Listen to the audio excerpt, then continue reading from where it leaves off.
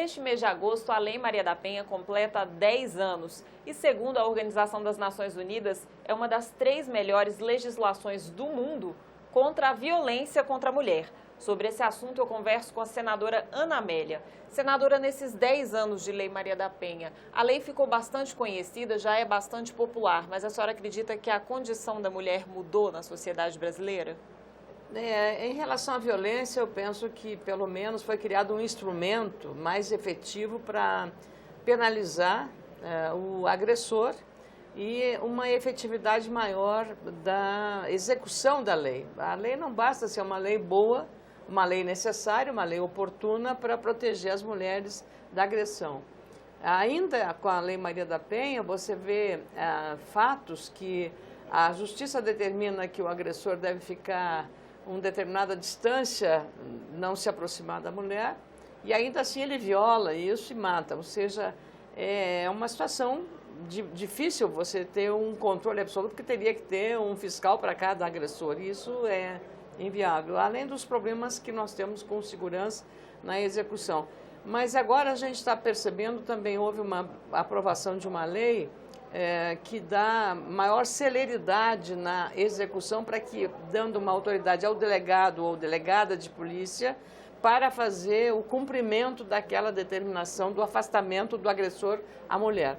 Até foi polemizado aqui porque o Ministério Público, o Poder Judiciário entenderam que aquilo era uma, digamos, intromissão de uma competência nessas outras esferas. Houve uma audiência pública muito profunda aqui com todos os atores desse processo e ficou confirmado que aquilo, ao contrário, não havia o desejo de delegadas de polícia ou delegados de se intrometerem numa competência das outras instituições, mas tão somente a preocupação de agilizar. Porque às vezes você pede, depende do juiz, o juiz tem que autorizar independente da votação dessa lei, só que dá maior rapidez da ação do delegado para proteger a mulher. Eu penso que se a efetividade dessa mudança na lei de fato acontecer, nós teremos um bom exemplo de que pela lei você pode ampliar a proteção às mulheres agredidas no Brasil. Mas eu penso que tem outras violências também. Esse problema da violência contra a mulher, me parece, ele não podia ser, ele tem que ser mais amplo. Você tem que trabalhar com um clima de paz, um clima de civilidade, de respeito. Hoje eu percebo na sociedade brasileira uma certa doença, uma doença assim da falta de um convívio mais atencioso com as pessoas, seja na escola, quer dizer, você vê aluno batendo em professor, em professora, os pais dando razão ao filho, não vão lá para perguntar. E dentro de casa, a violência entre pai e mãe na agressão verbal ou física, qual é o exemplo que os adultos estão dando para uma criança ou para um adolescente, né?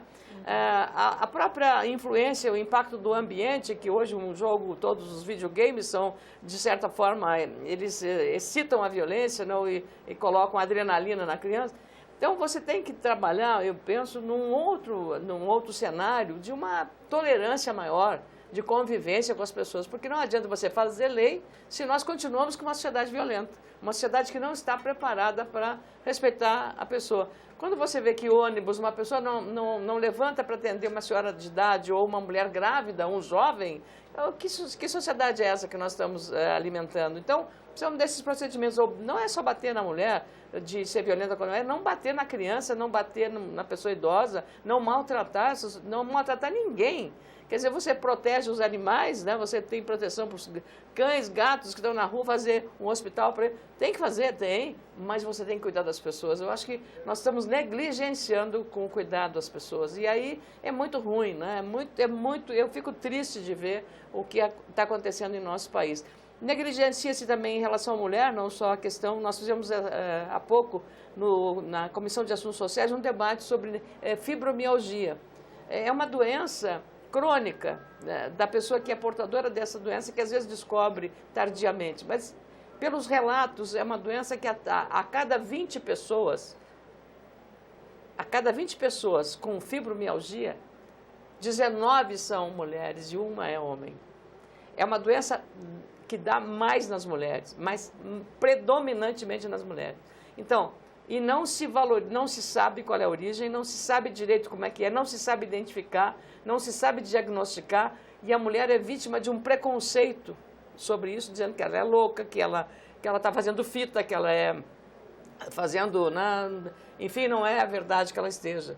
Então, ela sofre duas dores, a dor física e a dor emocional, se a pessoa falar isso. Então, eu digo também sobre esse aspecto, tem que cuidar da mulher em relação às violências que ela sofre no dia a dia, na concorrência no trabalho, na disputa do mercado de trabalho, o salário menor do que dos homens, e tudo sucessivamente. São todas umas formas de violência. É claro que a gente ainda tem muitos casos de violência contra a mulher, mas talvez nesses 10 anos os dois grandes saldos da Lei Maria da Penha seriam a sociedade se atentar para essa violência. Sem dúvida. E o Congresso também, que já legislou depois da Lei Maria da Penha em vários outros aspectos, por exemplo, a lei do feminicídio, essa que a senhora citou também das medidas protetivas. A senhora concorda com esse ponto de vista que eu expus aqui? Em relação específica ao feminicídio, eu acho que ele tem pouco significado a não ser semântico ou retórico, né? Porque matar uma mulher ou matar um homem, para mim, é tirar a vida humana. Então, mas eu acho que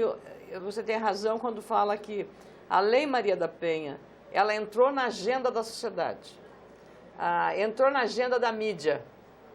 E isso é muito importante, né? Ela entrou na agenda da novela, da ficção.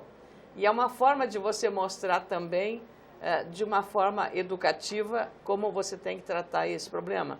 Então, penso que isso tudo levou a sociedade brasileira a refletir, a pensar e a se posicionar em torno desse tema. E hoje ela já é muito mais bem aceita, né? Porque no início houve uma grande polêmica sobre a constitucionalidade da lei. Hoje já superou isso, né? Tudo que é mudança que vem, há sempre as áreas mais conservadoras de resistir à mudança, né? A mudança sempre provoca uma mudança do nosso comportamento, né? Veja, uma série de coisas aqui no Congresso, antigamente nós não podíamos andar de calça comprida, né? Então, o Supremo também da mesma forma, né?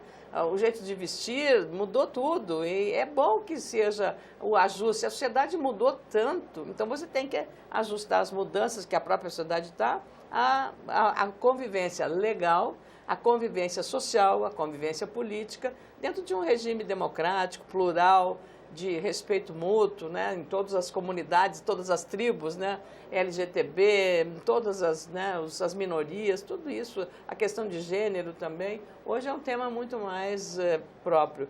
E eu digo também que a mulher, fala muito do empoderamento das mulheres na área política. A política é uma atividade de alto risco. As mulheres hoje estão empoderadas no Poder Judiciário, no Ministério Público, nas polícias civil e militar, inclusive federal, civil, empoderadas em todos os setores de Estado, nas categorias de Estado. Áreas que eram tipicamente de mulher. De Poder Judiciário é um deles. No Rio de Janeiro, o concurso público para novas juízas de direito, novos juízes de direito, a maior parte dos candidatos são mulheres. E a tendência é, paulatinamente, você ter um universo maior de mulheres atuando nessas instituições, nessas chamadas carreiras de Estado. Então, penso que esse é o empoderamento real da mulher, porque para entrar no Ministério Público, para entrar no Poder Judiciário, na polícia, nessas carreiras de Estado, você precisa fazer um concurso público. E as mulheres são muito dedicadas, muito aplicadas, muito, digamos, disciplinadas. Então, elas se preparam e aí é democrático o acesso. Na política, não. Na política é diferente, muito diferente. A senhora é a favor dessa proposta que reserva vagas para as mulheres no Legislativo? Eu acho que a reserva de vagas não, tem que ser uma disputa igual, porque senão nós caímos no outro lado, né? Quer dizer, você radicaliza negativamente. Eu acho que aí você tem que dar liberdade igual. A nominata, os 30% de candidatas mulheres, eu acho que foi um esforço, mas ela significou alguma coisa que no Senado, sim, evoluiu nos últimos tempos. A primeira mulher a entrar no Senado foi em 1979, do estado do Amazonas. Hoje nós temos 12% de mulheres aqui no Senado. E eu penso que muito menos pela nominata de candidatos do que pela consciência das mulheres a entrar, aí a disputar a eleição. Muito mais definido por ela própria, entender que ela podia fazer alguma coisa para a vida do país. Senadora, muito obrigada pela entrevista. Eu conversei com a senadora Ana Amélia sobre os 10 anos da Lei Maria da Penha, completos no mês de agosto deste ano. Se você quer rever esta entrevista, Acesse o nosso site senado.leg.br/TV. E se você quer enviar comentários ou sugestões ao nosso programa, ligue para 0800 61 2211. A ligação é gratuita. Até o próximo argumento.